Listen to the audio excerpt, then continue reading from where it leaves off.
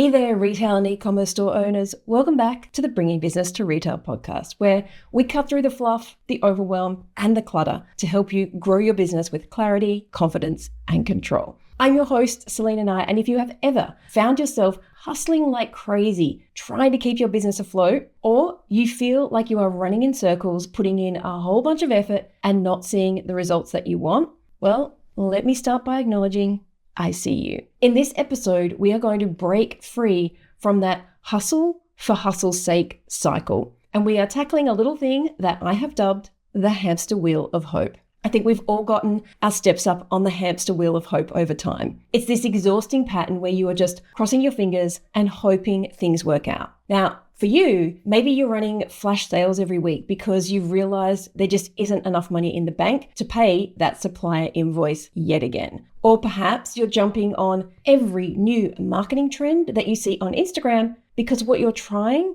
doesn't seem to be working. Or maybe you're sitting on stock that just isn't moving, but instead of clearing it out strategically, you just keep crossing your fingers and hoping that it will sell eventually. And in the process, it is all tying up cash. The hamster wheel of hope is crossing your fingers and hoping that enough customers show up, hoping that you will sell enough this week to pay the bills, hoping that your marketing will work, hoping that your team will show up and do what you need them to do. The hamster wheel of hope is exhausting. It's frustrating. And honestly, it's no way to run a business. But here's the good news. We are going to talk about how to break free from that cycle and create a sustainable revenue plan that actually works. So let's dive in. First up, let's identify the hamster wheel and let's call it what it is. It is running a business on hope instead of strategy. And I know this because I've been there. Back when I owned my stores, I remember those sleepless nights wondering how I was going to make it all work. I knew that I was putting in more hours than I should be. I was spinning my wheels. I was doing all the things, but somehow it just never felt like I was moving forward. I was equally determined and depressed. Like I knew I could do this, but why couldn't I do this? It was like being trapped in quicksand. The harder I worked, the more stuck I felt. And Mean Girl Sal, well, she told me that I wasn't cut out for running a business. And clearly I wasn't smart enough because if I was, I would be much further along than where I was stuck right now. If I was smart, I would be successful. Even though if you'd asked me back then, I couldn't have actually told you what success was for me. It just wasn't this. And maybe you felt that too. But here's the truth. The problem wasn't me. The problem wasn't that I wasn't smart enough. And it's not you either. The problem is the system that we have built around ourselves where hustle is glorified and strategy is kind of like an afterthought. Breaking out of that hamster wheel starts with recognizing that hope won't get you to where you want to go, but a plan will. So let's build the plan. Step 1, you have to get clear on your numbers. The first step in creating a sustainable revenue plan is to get super clear on numbers. And if you don't know your numbers, the truth is you're just guessing. And my friends, we do not guess when it comes to money, okay? To get off the hamster wheel, you have to get clear on the math. Not girl math, not that math that you see on Instagram, but real math. Start by just knowing how much money do you need to cover your expenses. That's your break-even point. It's non-negotiable. And once you know that number, you can start setting goals based on facts, not on feelings. And from there, you can jump into profit margins and understanding the difference between what is revenue and what is profit.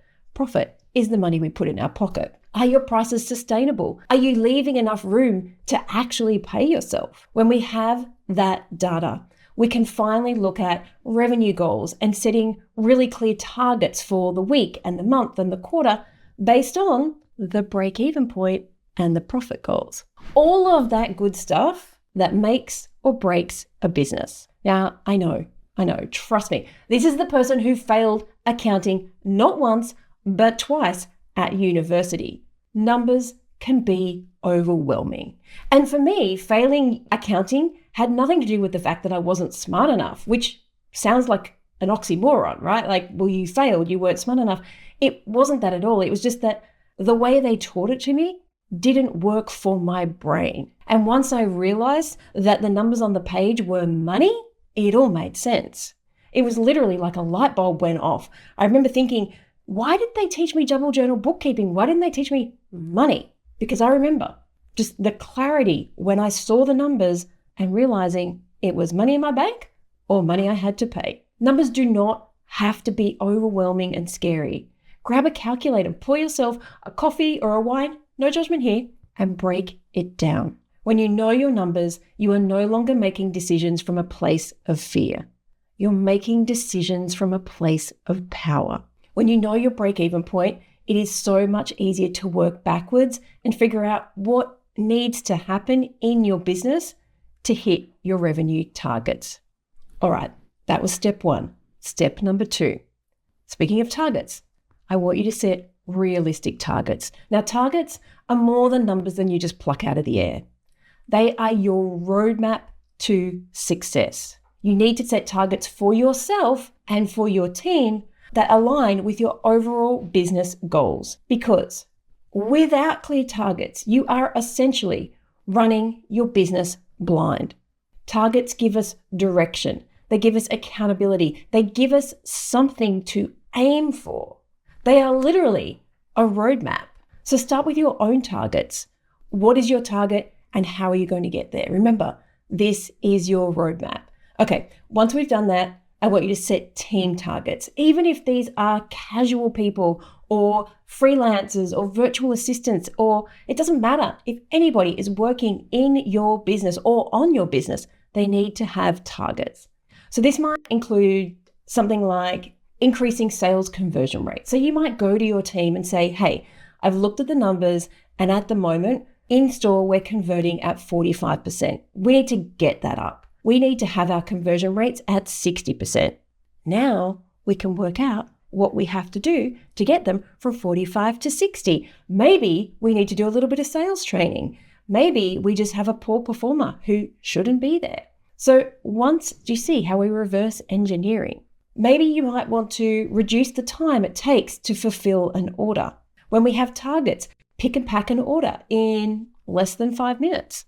Then we don't have people just dilly-dallying. They have a target to meet. And the great thing is when you have these targets in place, you can bring your team on board to help you work out what needs to be done to hit those targets.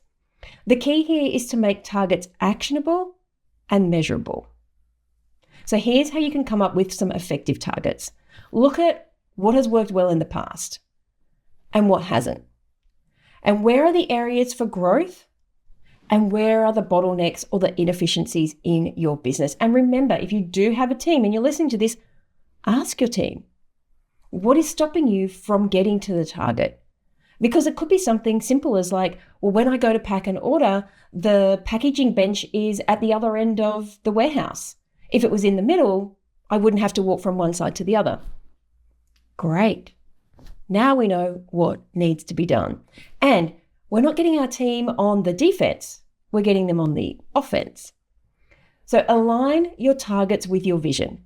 What is the bigger picture for your business? For example, if sales are low in summer months, set a target to create and execute a specific promotion that boosts your summer sales by 15%.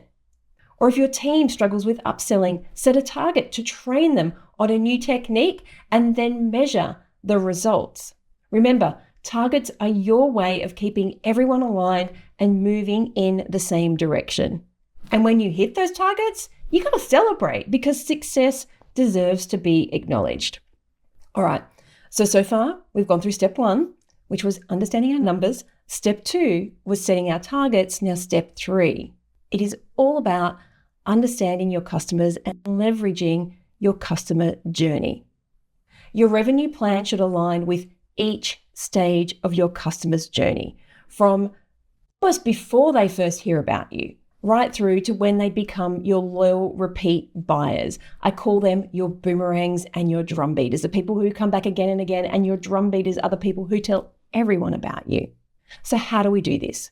Well, ask yourself, how are you attracting new customers? How are you connecting with your customers so that you can convert your customers into buyers? Attract, catch, connect, convert. There are 3 steps before you get to convert. And then think about afterwards, how do you encourage those boomerangs and those drum beaters to come back? The answers to these questions should form the foundation of your marketing and sales strategy. For example, if you are struggling to attract customers, you might focus on visibility and awareness campaigns. But if your conversion rates are low, you might work on refining your offers or your messaging or your sales process. This is how we get the best results because we have a roadmap. We know the problem, we know our customer, and we know what we have to do to match those things up. All right, step 4. I want you to plan intentional promotions. What's that again? I want you to plan intentional promotions. One of the biggest traps in the hamster wheel is relying on random sales and ad hoc discounts to boost revenue. Instead, I want you to try something different. I want you to plan out intentional promotions that align with your revenue goals and your targets. Promotions that are more than just one email and a random social media post. Think of promotions as tools in your revenue toolkit. You've got to use the tools to get the results. Here's the deal. Every promotion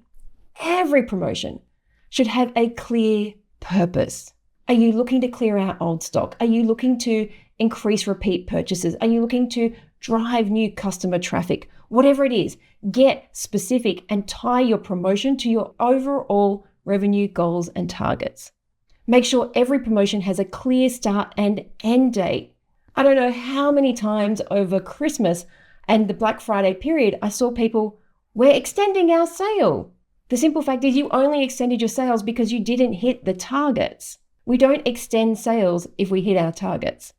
So include measurable outcomes. I want you to plan in advance. What are your good, better, and best results? So what is the baseline that you want to hit? What is the better number that you want to hit? And what is the best number that you want to hit? So that you can not just assess a campaign's success, but doing this allows you to pivot during the campaign if you need to. If something's working well, you can jump on it and you can leverage the heck out of it. And if something's tanking, well, then you can pull back and reset. All right. Thank you for staying with me. We are at step 5, the last step, which is reviewing, refining, and repeating. Building a sustainable revenue plan isn't a one and done thing. It is a dynamic beast. It is something that you have to be continually putting your time and money and energy and effort into. You have to review. Did we hit our targets? What did we do well? What didn't we do well? We have to refine. What are we going to do different next time? And then the stuff that worked, we repeat. The stuff that didn't work, and we know why, we repeat. I'm going to go out there and say, at a minimum once a month, we look at our numbers daily. That is how focused I am on hitting targets. And you have to assess what's working and what's not. The key here is to stay focused, but be flexible and willing enough to adapt. Now, that doesn't mean snapping up every opportunity or every new idea that you see on social media.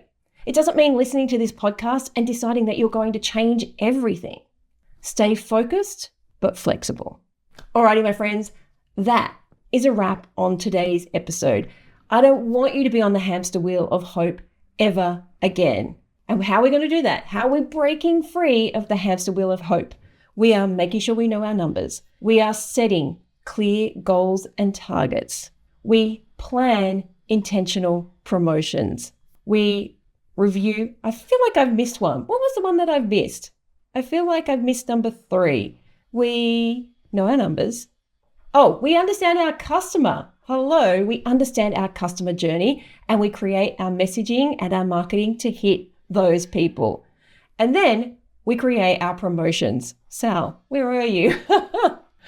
And then once we've got it all working, we review, we refine, and we repeat. So that is what you need to do if you want to stop spinning your wheels and start building a revenue plan that actually works.